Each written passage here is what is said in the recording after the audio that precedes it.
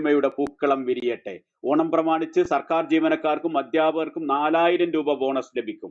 ബോണസിന് അർഹത ഇല്ലാത്തവർക്ക് പ്രത്യേക ഉത്സവബത്തിയായി 2750 രൂപ നൽകും. സർവീസ് പെൻഷൻകാർക്ക് പ്രത്യേക ഉത്സവബത്തിയായി 1000 രൂപ അനുവദിച്ചു. പങ്കാളിത്ത പെൻഷൻ പദ്ധതി പ്രകാരം വിരമിച്ച ജീവനക്കാർക്കും പ്രത്യേക ഉത്സവബത്ത ലഭിക്കും. ഹരിതകർമ്മസേനക്കും ഉത്സവബത്ത. 62 ലക്ഷം പേർക്ക് 2 ഗഡു ക്ഷേമ പെൻഷൻ. KSRTC-യിൽ ഒറ്റ ഗഡു എന്ന വാർത്ത വളരെ വിശദമായി ഇന്ന് പങ്കുവെക്കുന്നു.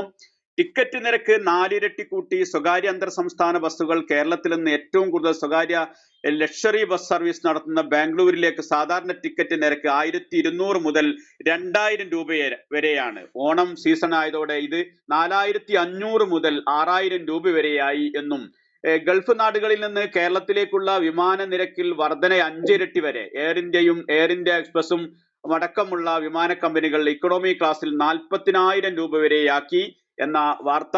ഏത് ദേശത്തായാലും ഓണമുണ്ണാൻ നാട്ടിലേക്ക് ഓടിയെത്താൻ ആഗ്രഹിക്കുന്നവരാണ് മലയാളികൾ.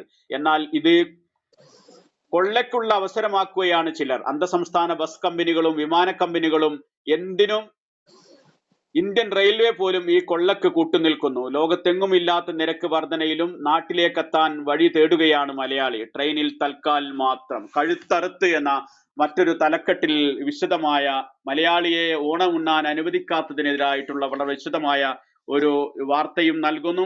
രണ്ടാമത്തെ മുഖപേജിൽ ഏറ്റവും പ്രധാനപ്പെട്ട വാർത്തയായിരിക്കുന്നത് MV ഗോവിന്ദന്റെ പത്രസമ്മേളനവുമായി ബന്ധപ്പെട്ട വാർത്തയാണ്.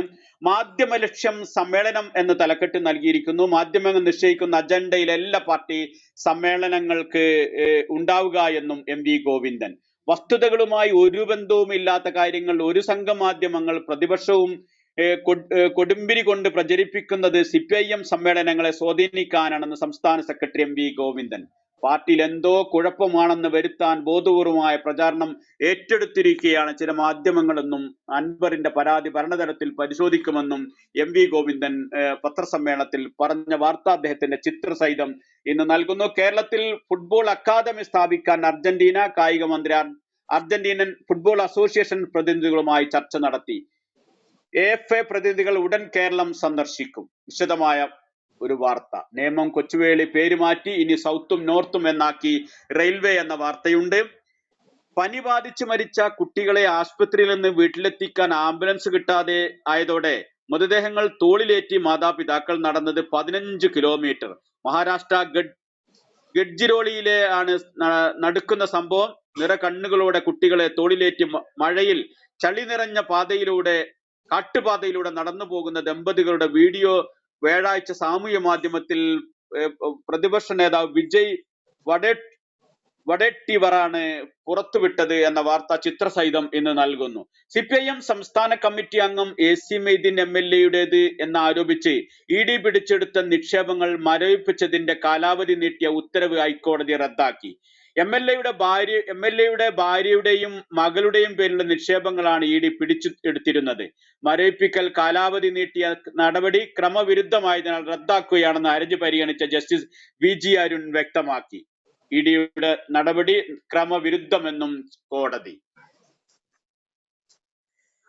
Kerala veterinary and animal science സർവകലാശാലയുടെ അക്കാദമിക് കൗൺസിലിലേക്കുള്ള തെരഞ്ഞെടുപ്പിൽ 3 സീറ്റിലും ഇടതുപക്ഷ സംഘടനകൾക്ക് ഉജ്ജ്വല വിജയം. സന്ദീപ് ഘോഷിന്റെ ഹർജി തള്ളി. ജൂനിയർ ഡോക്ടർ ബലാത്സംഗത്തിനിരയായി കൊല്ലപ്പെട്ട RGകർ മെഡിക്കൽ കോളേജ് ആശുപത്രിയിൽ മുൻ പ്രിൻസിപ്പൽ സന്ദീപ് ഘോഷിനെതിരെ സാമ്പത്തിക ക്രമക്കേട് ആരോപണങ്ങൾ CBI അന്വേഷിക്കണമെന്ന കൽക്കത്ത ഹൈക്കോടതി ഉത്തരവിനെതിരായ ഹർജി സുപ്രീം കോടതിയുടെ ആണ് തള്ളിയത് എന്ന വാർത്ത പങ്കുവെക്കുന്നു. ജീവിത പ്രാരാബ്ദങ്ങളുടെ ചുമടിൽ നിന്ന് വീട്ടുവാടകയുടെ ഭാരം ഇനി ഷീനക്ക് ഇറക്കി വെക്കാം. ലൈഫ് പദ്ധതിയുടെ വീട് നിർമ്മാണം പൂർത്തിയാകും വരെ തെക്കേക്കര പഞ്ചായത്തിലെ ഇവരുടെ വീട്ടുവാടക നൽകും എന്ന ഒരു വാർത്ത ചിത്രസഹിതം ഇന്ന് ദേശാഭിമാനി പങ്കുവെക്കുന്നുണ്ട്. സംസ്ഥാന സർക്കാരിന്റെ 3ാം വാർഷികത്തിന്റെ 4ാം 100 ദിന കർമ്മ പരിപാടിയുടെ ഭാഗമായി സംഘടിപ്പിച്ച ജില്ലാ തദ്ദേശ അദാലത്തിൽ ഓൺലൈനായി ലഭിച്ച 690 പരാതികൾ തീർപ്പാക്കി. അദാലത്തുകളുടെ ലക്ഷ്യം ഈസി ഓഫ് ലിവിംഗ് എന്ന് മന്ത്രി MB രാജേഷ്. 10 അദാലത്തുകൾ, 40 പൊതു തീരുമാനങ്ങൾ എന്ന വിശദമായ വാർത്ത.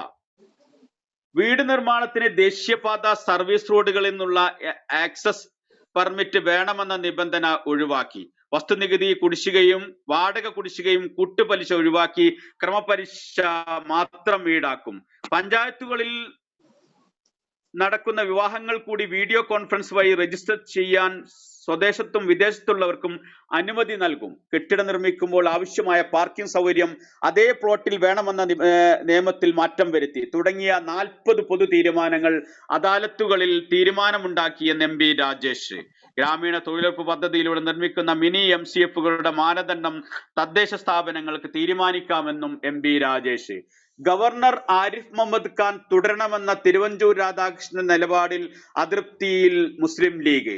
നേരത്തെ പ്രസംഗിച്ചത് ശരിവെച്ചുകൊണ്ട് വീണ്ടും പ്രസ്താവന ഇറക്കിയത് ശരിയായില്ലെന്നാണ് പല ലീഗ് നേതാക്കളും പ്രതികരിച്ചത്. ഗവർണർക്കുള്ള പിന്തുണ ആവർത്തിച്ച് തിരുവഞ്ചൂർ. ലീഗ് നേതാവിന്റെ വായ്പാ തട്ടിപ്പ് ബാങ്ക് അക്കൗണ്ടുകൾ പരിശോധിക്കാൻ വിജിലൻസ് തീരുമാനം എന്ന വാർത്ത വളരെ വിശദമായി ഇന്ന് നൽകുന്നു. ചടയൻ ഗോവിന്ദന്റെ 26ാം ചരമവാർഷിക ദിനം തിങ്കളാഴ്ച ആചരിക്കാൻ CPIM സംസ്ഥാന സെക്രട്ടേറിയറ്റ് ഘടകങ്ങളോട് ആഹ്വാനം ചെയ്തു. തന്റെ ആരോപണങ്ങളുടെ പേരിൽ CPIM-നെയും ഇടതുപക്ഷ ജനാധിപത്യ മുന്നണിയെയും വേട്ടയാടാൻ ആരും ശ്രമിക്കേണ്ടെന്ന് PV അൻവർ MLA. താൻ പാർട്ടിക്ക് പുറത്തു പോകുമെന്ന് കരുതി നടക്കണ്ട. വളഞ്ഞ വഴിയിൽ പാർട്ടിയെയും മുന്നണിയെയും തകർക്കാൻ ആരും ശ്രമിക്കേണ്ട. സർക്കാർ നിലനിൽക്കണമെന്ന് ആഗ്രഹിക്കുന്ന സാധാരണക്കാർക്ക് വേണ്ടിയാണ് സംസാരിക്കുന്നത്. സോളാർ കേസ് അട്ടിമറിക്കുക, കൂടുതൽ തെളിവുകൾ ലഭിക്കാനുണ്ട്. തുടർന്ന് പാർട്ടി സെക്രട്ടറിക്ക് വിശദമായ പരാതി നൽകുമെന്നും ഇന്ന് അൻവറിന്റെ മൊഴിയെടുക്കാൻ പോലീസിന്റെ പ്രത്യേക സംഘത്തിന്റെ തീരുമാനം എന്ന വാർത്തയും വളരെ വിശദമായി ഇന്ന് നൽകുന്നു. വിഴിഞ്ഞം തുറമുഖം വലിയ സാധ്യത കയറ്റുമതി നയത്തിന് രൂപം നൽകും. വ്യവസായ സൗഹൃദ റാങ്കിങ്ങിലെ നേട്ടം പ്രയോജനപ്പെടുത്തി പരമാവധി നിക്ഷേപം ആകർഷിക്കാൻ ശ്രമിക്കുമെന്ന് P രാജീവ്. വികസന മുന്നേറ്റത്തിന് ഊർജമാകുമെന്ന് മുഖ്യമന്ത്രി.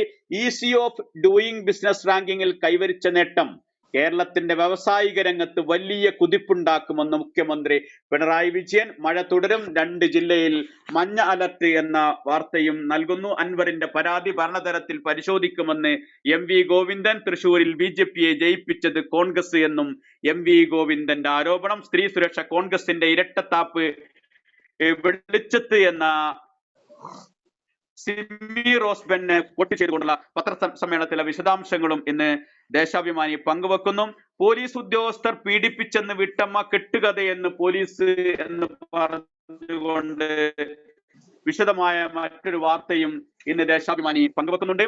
ആര്യൻ മിശ്രയുടെ കുടുംബത്തിന് നീതി ഉറപ്പാക്കണമെന്ന് CPIM. പശുക്കടത്ത് സംശയം വിദ്യാർത്ഥിയുടെ കൊലയുമായി ബന്ധപ്പെട്ട് CPIM-ന്റെ ഇടപെടൽ.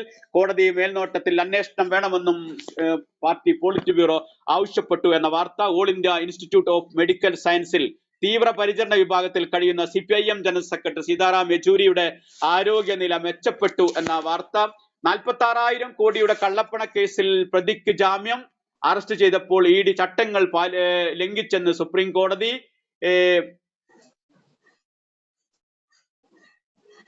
കള്ളപ്പണം വെളുപ്പിക്കൽ കേസിൽ ഭൂഷൺ സ്റ്റീൽ ലിമിറ്റഡ് മുൻ MD നീരജ് സിംഗാളിനാണ് സുപ്രീം കോടതി ജാമ്യം അനുവദിച്ചത്. വിനേഷ് ഫോഗട്ടും ബജ്രംഗ് പുനിയയും കോൺഗ്രസിൽ ചേർന്നു. ഹരിയാനയിൽ മത്സരിച്ചേക്കുമെന്ന വാർത്ത. ഹരിയാന BJP-യിൽ പ്രതിസന്ധി, സീറ്റിനായി കലഹം, കണ്ണീർ എന്ന വാർത്ത. ഒരു മന്ത്രി കൂടി രാജിവെച്ച് BJP വിട്ടു. കൂറുമാറി എത്തിയവർക്കെല്ലാം സീറ്റില്ലെങ്കിൽ സ്വതന്ത്രരായി മത്സരിക്കുമെന്ന് മുതിർന്ന നേതാക്കൾ പ്രഖ്യാപിച്ചു. സന്ദീപ് ഘോഷിന്റെ വീട്ടിൽ ED റെയ്ഡ് എന്ന വാർത്ത. മണിപ്പൂരിൽ റോക്കറ്റ് ആക്രമണം, ഒരാൾ കൊല്ലപ്പെട്ടു, റോക്കറ്റ് പതിച്ചത് മുൻ മുഖ്യമന്ത്രിയുടെ വീട്ടിൽ എന്ന വാർത്ത. വഖഫ് JPC യോഗം. പ്രതിപക്ഷത്തിന്റെ ചോദ്യങ്ങൾക്ക് മറുപടിയില്ലാതെ JPC-യിൽ പങ്കെടുത്ത ഉദ്യോഗസ്ഥർ. പ്രതിപക്ഷം കൂടുതൽ ചോദ്യങ്ങളുമായി അടുത്ത യോഗത്തിലേക്ക് എത്തുമെന്ന വിശദാംശങ്ങൾ. ഇന്തോനേഷ്യയിൽ മാർപ്പാപ്പയുടെ കുർബാനയിൽ 1,00,000 പേർ. മാർപ്പാപ്പ പാപ്പുവ ന്യൂഗിനിയിൽ എത്തി എന്ന വാർത്ത. ബീഹാറിൽ സംഭരണം ഉയർത്താൻ RJ-യുടെ ഹർജി സുപ്രീം കോടതിയിൽ. മോദിക്കെതിരെ വീണ്ടും മോഹൻ ഭഗവത്. നിങ്ങളിൽ ദൈവമുണ്ടോ എന്ന് ജനം തീരുമാനിക്കുമെന്ന് മോഹൻ ഭഗവത് ഭംഗ്യന്തരേന പറഞ്ഞു എന്നാണ് വാർത്തയിൽ പറയുന്നത്. കഞ്ചാവ് കൃഷി നിയമവിധേയമാക്കാൻ ഹിമാചൽ പ്രദേശ് ശ്രമിക്കുന്നു. ഔഷധ നിർമ്മാണത്തിനും വ്യവസായ ആവശ്യങ്ങൾക്കുമായി നിയന്ത്രണ വിധേയമായി കഞ്ചാവ് കൃഷി ചെയ്യുന്നതിനെ കുറിച്ച് പഠിക്കാൻ സർക്കാർ സമിതിയെ നിയമിച്ചു എന്ന് മന്ത്രി വിക്രമാദിത്യ സിംഗിന്റെ പ്രഖ്യാപനം. സെബിയുടെ പ്രവർത്തനം PAC പരിശോധിക്കാൻ തീരുമാനം. കോടതിയലക്ഷ്യ കേസ് പിഴത്തുക കേരളത്തിൽ നൽകാൻ കേരളത്തിൽ മുഖ്യമന്ത്രിയുടെ ദുരിതാശ്വാസ നിധിയിലേക്ക് നൽകാൻ സുപ്രീം കോടതി നിർദ്ദേശം.